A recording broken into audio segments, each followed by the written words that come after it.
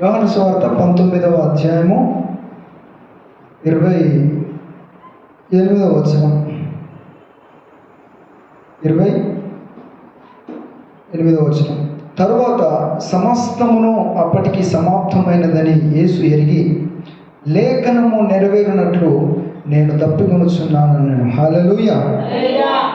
దేవుడు ఆయన పలికినటువంటి 5వ మాట ఏంటది?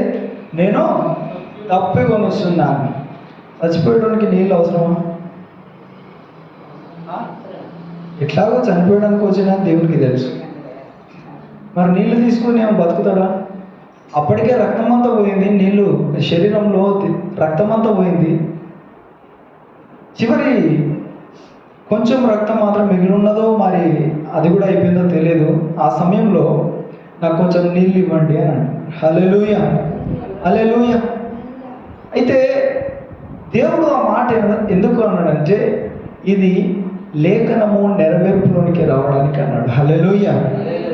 ఆయన కలిగి ఉన్నటువంటి దాహము వేరు, ఆయనకు కావలసినటువంటి ఆహారం వేరు. ఆయన అన్నమాట నెరవేర్పులోనికి కొన్ని సంఘటనలు రావడానికి మాత్రమే ఈ మాట అన్నాడు. మరి ఆయన దప్పికేంటి? దేని గురించి ఆయన అడిగాడు అంటే, ఒకటి ఇదే యోహాను సువార్త 4వ అధ్యాయం చదువుతున్నాను. ఇదే యోహాను సువార్త 4వ అధ్యాయంలో యేసు ప్రభు ఆయన గలిలయ ప్రాంతానికి వెళ్ళదలిసి ఉంటాడు అన్నమాట.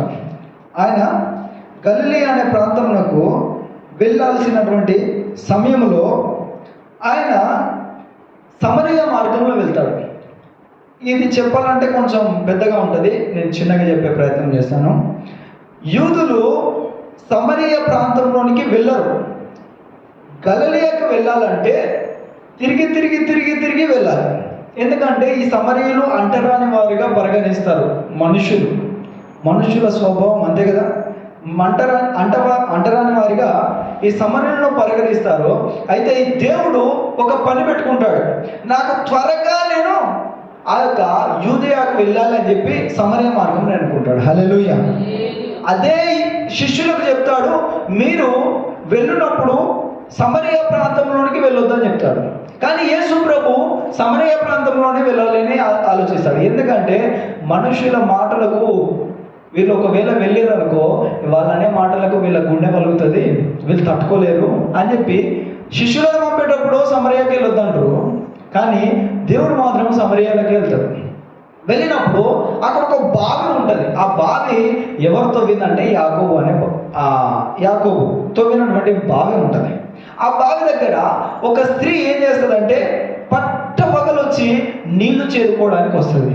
ఎందుకు పట్టపగలు వచ్చిందంటే, మన జీవితంలో మనుషులకు కనిపించినటువంటి క్రియలు కొన్ని ఉంటాయి. మనుషులకు కనపడితే నన్ను ఈ విధంగా హేళన చేస్తారు, మనుషులకు కనపడితే నన్ను ఈ విధంగా అవమానపరుస్తారు, మనుషులకు కనపడితే నన్ను ఈ విధంగా చులకన చేసి మాట్లాడతారు అనే ఆ విషయాన్ని బట్టి కొన్నిసార్లు ఏం చేస్తూ ఉంటాం, మనుషులకు కనపడినటువంటి సమయాలు ఎప్పుడైతే ఇంత ఎండ సమయంలో ఎవరైనా బయట తిరుగుతారా, అప్పుడు నా పని నేను ముగించుకుంటాను అనే ఆలోచనలతో చాలామంది ఉంటారు. అయితే ఆ స్త్రీ కూడా అటువంటిదే. యేసు ప్రభు ఆ స్త్రీ దగ్గరికి వెళ్ళి ఏమంటాడంటే, అమ్మా కొంచెం నీళ్ళు అమ్మ అంటాడు. హల్లెలూయా. యూదులు అసలు సమరయాలకే వెళ్ళకూడదు. ఆ స్త్రీ కూడా ఆశ్చర్యపోతుంది, ఏంది అసలే నేను ఎవరికి కనపడొద్దని మిట్ట మధ్యాహ్నం వచ్చి నీళ్లు చేరుకుంటానా? అట్లాంటిది ఒక యూదుడు వచ్చి పోయి నా దగ్గరనే. సరే, ఈ సమరయుల్లో కూడా కొంచెం భయభక్తితో బతికే వాళ్ళు ఉన్నారు.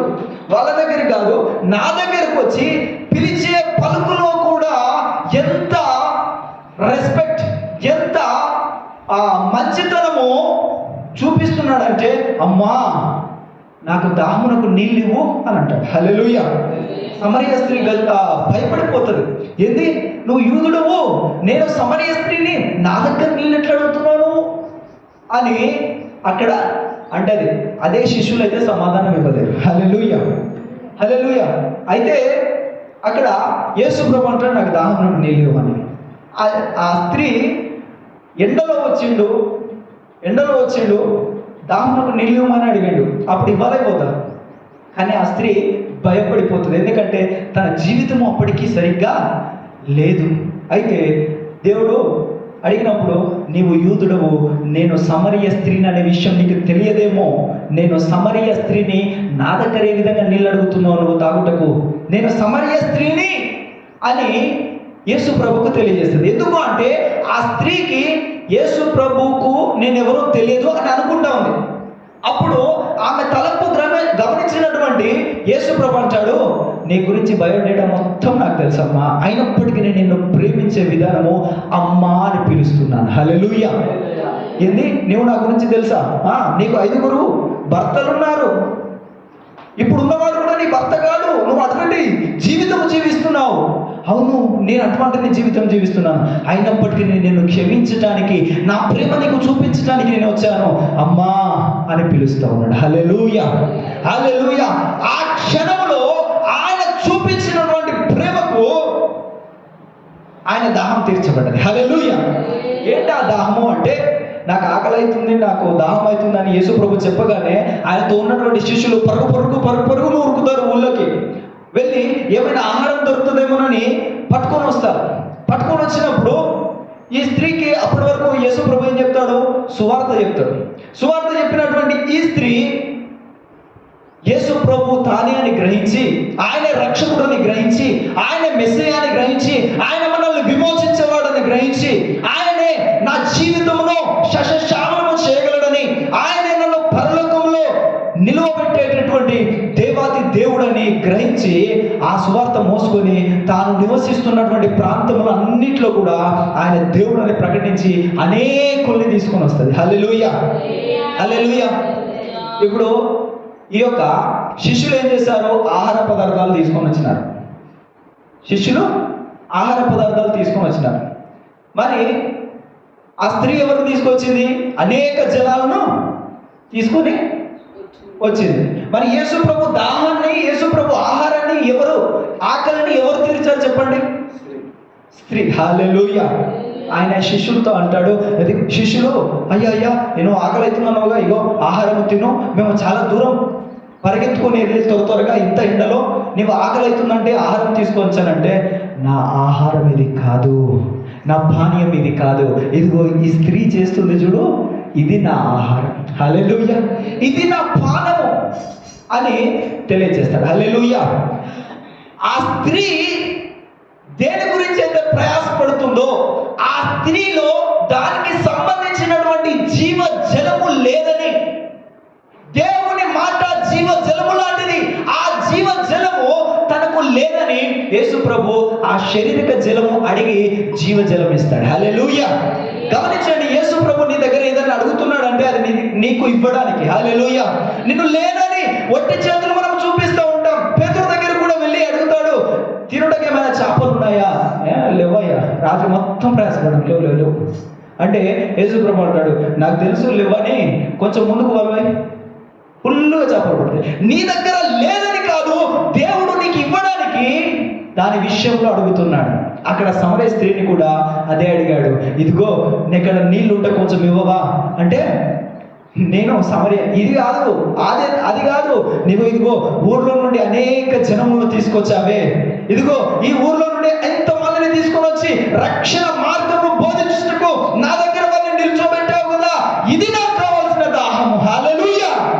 ఇప్పుడు నేను నీకే కాదు వీరందరికీ జీవజలమును నేను అనుగ్రహిస్తానంటున్నాను. హల్లెలూయా. యేసు ప్రభు ఆ సిలువలో కూడా నాకు దాహం అవుతుందని చెప్పాడు. హల్లెలూయా. ఎందుకో తెలుసా? ఇటువంటి జనాలను ఆయన దగ్గరికి తీసుకొని రావాలి. హల్లెలూయా. ఆయన దాహం అంతా అదే, ఆయన దాహం అంతా అదే. ఈ జనాలను నా దగ్గరికి తీసుకుని వస్తే నేను నీ దాహమును తీరుస్తాను, నీలో జీవజల నదులు ప్రవహించేలా నేను చేస్తాను. హల్లెలూయా, హల్లెలూయా. అయితే దేవుడు ఆ దాహము కలిగి ఉన్నాడు. ఏందో తెలుసా? నీవు ఆయన దగ్గరికి తీసుకొస్తావని. హల్లెలూయా. అయితే ప్రజలు ఎటువంటి చిరుకనిచ్చారట? తనకి చేదు చిరుకనిచ్చారు. మంచి చిరుకని ఇవ్వలేదు, మంచి నీళ్లుగా ఇవ్వలేదు, మంచి నీళ్లుగా ఆయనకు అందించలేదు. చేదైనటువంటి పానీయముగా దేవునికి ఆ క్షణములో అందించినప్పటికీ అక్కడ ఏమనున్నది? దేవుడు దానిని ఏం చేశాడు? చదువుదామా కిందికి. చదవాలి గట్టిగా.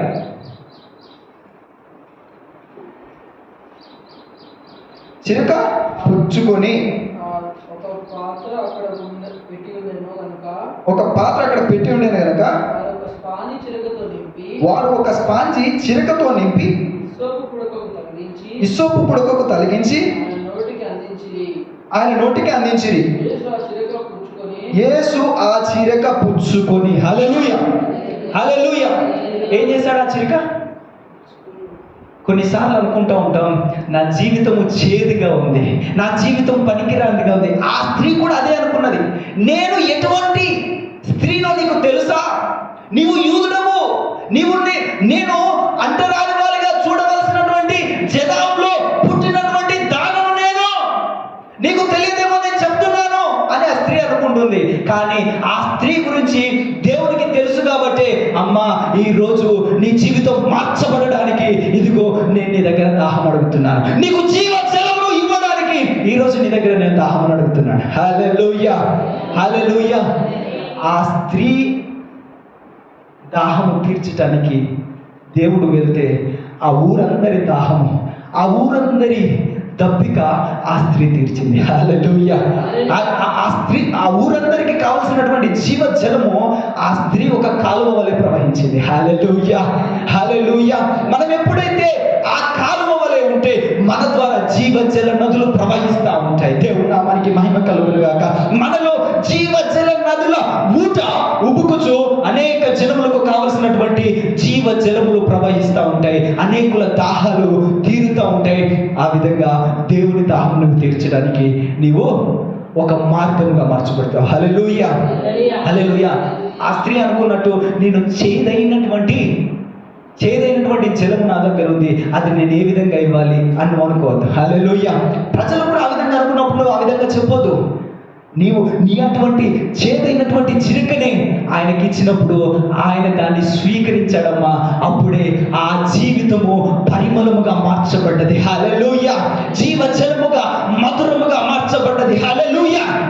ఈ జీవితంలో ఉన్నటువంటి ఆ యొక్క నీటిని ఆయన నోటికి అందించి చాలు, ఆయన నీ జలమును, నీలో ఉన్నటువంటి జలమును మార్చి ఆయన జీవ జలమును అందిస్తాడు. హల్లెలూయా. అని కాస్త్రీ అంటది, ఆ నీళ్ళు నాకు నేను ఊరికి బావి దగ్గరికి రాకుండా ఓ పని అయిపోతుంది అని అంటది. హల్లెలూయా హల్లెలూయా. కానీ చివరి వరకు తాను గ్రహించింది, ఆయన మాట్లాడే ఆ జీవజలం ఏంటంటే, ఇది నా బ్రతుకును మార్చే జీవజలం. ఈ విధంగానే నా బ్రతికే కాదు, ఎవరైతే మేమందరము మా పాలెంలో, మా ఊర్లో, మా యొక్క చుట్టుపక్కల ప్రాంతాల్లో ఉన్నామో వీరందరికీ ఆ జీవజలం అనుగ్రహించబడాలని ఆ సువార్త అనేకులకు మోసుకొని పోయి దేవుని యొక్క దాహము ఆ రోజు తీర్చింది. హల్లెలూయా.